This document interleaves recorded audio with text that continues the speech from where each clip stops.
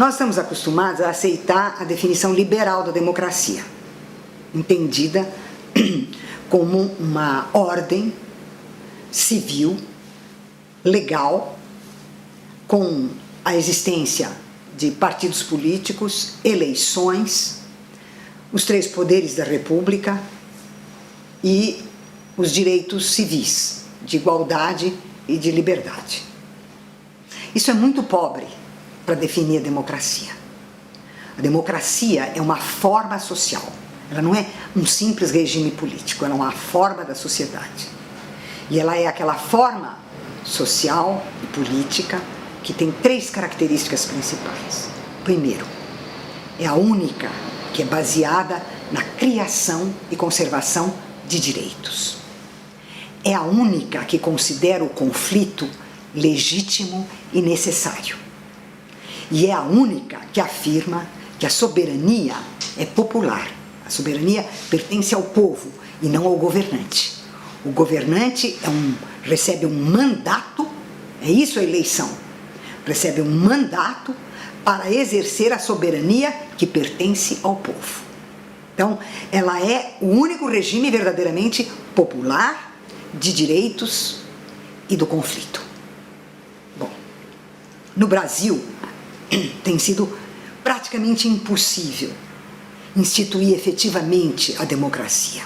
Nossa sociedade é uma sociedade autoritária, oligárquica, violenta, hierarquizada, que estabelece sempre uma relação de hierarquia entre as pessoas, em que um manda e o outro obedece, de tal modo que os direitos no Brasil se dissolvem e a sociedade brasileira está polarizada, dividida entre as carências das classes populares e os privilégios da classe dominante.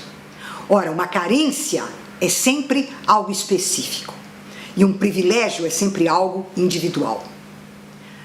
Um direito é sempre universal, seja porque ele é o mesmo para todos, seja porque todos o reconhecem como um direito. Então, no Brasil, a carência e o privilégio tornam a criação de direitos uma tarefa gigantesca e às vezes impossível. E nas poucas vezes em que isso se realiza, é logo em seguida destroçado e devastado.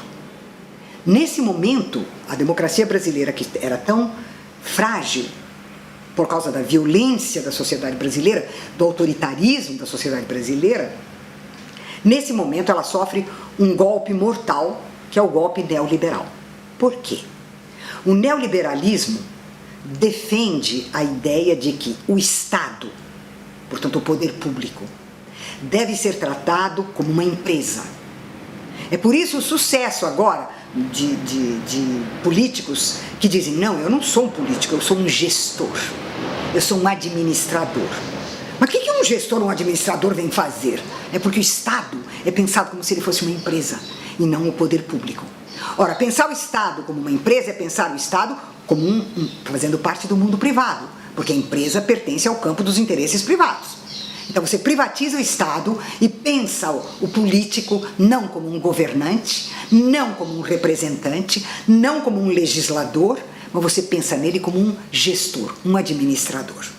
Então, o que caracteriza o neoliberalismo? Ele encolhe o espaço público dos direitos e alarga o espaço privado dos interesses de mercado. Engole o Estado nisto. E é o que nós estamos vendo acontecer nesse momento no Brasil, né? Nós somos uma caricatura do neoliberalismo.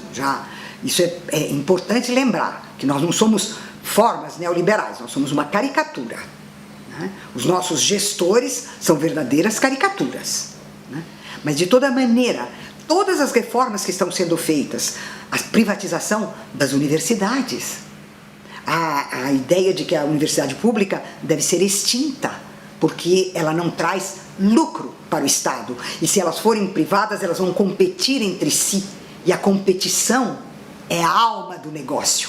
Então, devastação dos direitos sociais, com a reforma trabalhista, com a reforma previdenciária, com a reforma da saúde, com a reforma do ensino médio e agora, no caso, com a devastação das universidades.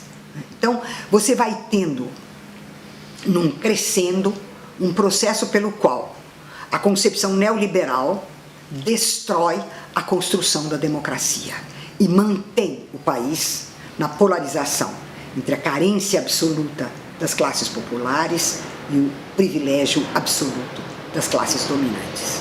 E a classe média, que é conservadora, reacionária e imagina que um dia vai fazer parte da classe dominante, aplaude tudo isso e vai para a rua bater panela.